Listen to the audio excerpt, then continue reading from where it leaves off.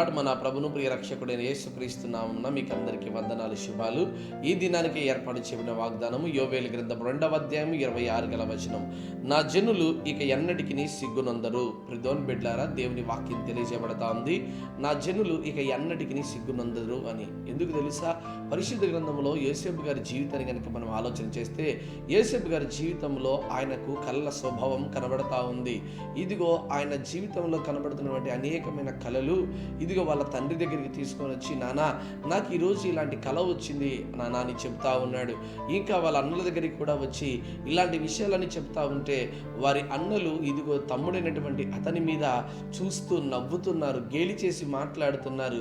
ఇదిగో కలలు కనేవాడు వస్తున్నాడు చూడండిరా అని చెప్పి అన్నలు సొంత తమ్ముణ్ణి ఎగతాళి చేసేటువంటి స్థితిలో కనబడుతున్నారు. ప్రిదోన్ బిడ్లారా, అయితే తన జీవితం ఎంతగా మార్చబడిందంటే సొంత అన్నలే తన తమ్ముణ్ణి చంపే స్థితిలోకి వచ్చారు. ప్రిదోన్ బిడ్లారా, ఇదిగో చంపడమే కాదు, అతన్ని అమ్మివేశారు. ఎంతగానో దిగులు పొందాడు, ఎంతగానో బాధ పొందాడు.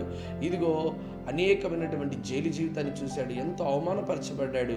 అయితే ఒకానొక దినమున దేవుడు అతని యొక్క సిగ్గును అవమానమును తుడిచివేసి ఆయన గొప్పగా అధిపతిగా ఒక రాజ్యమునకు ఒక నియంతగా నిలబడిచాడు. ప్రిదోన్ బిడ్లారా, ఎప్పుడైతే ధాన్యం కోసం వాళ్ళ అన్నలు వచ్చారో అప్పుడు వారి అన్నలు ఒకానొక దినమున మాట్లాడుకుంటున్నారు, ఆ రోజు మన తమ్మునికి మనం చేసినది ఏదైతే ఉందో అదే మనకు కలిగినది అని. ప్రిదోన్ బిడ్లారా, ఈరోజు నిన్ను చూసి అనేక మంది ఏలు పెట్టి నవ్వుతున్నారా?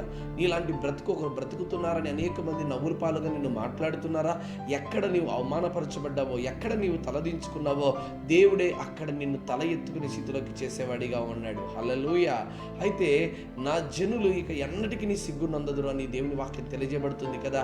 యోసేపు గారి జీవితంలో ఎన్ని శ్రమలు వచ్చినా, ఎన్ని కష్టాలు వచ్చినా కూడా ఆయన ఇదిగో దేవుని మీద ఆధారపడి ఉన్నాడు. కానీ తన యథార్థతను కానీ, తన భక్తి జీవితాన్ని కానీ, ఆయన తప్పు చేయనప్పటికీ కూడా నేను తప్పు చేయలేదు అని ఆయన ప్రభు దగ్గర మొరపెట్టుకున్నాడు. ఈరోజు నిన్ను ఎగతాళి చేసేవారు ఉన్నారా? అయితే ప్రార్థన చేయి, దేవుడు తప్పకుండా ఇదిగో నీ అవమానముకు బదులుగా రెట్టింపు ఘనతను నీకు దేవుడు దయచేస్తాడు. అటు దీవెన ఆశీర్వాదం దేవుడు ఈ దినానికి దయచేయను గాక. Amen, amen, amen.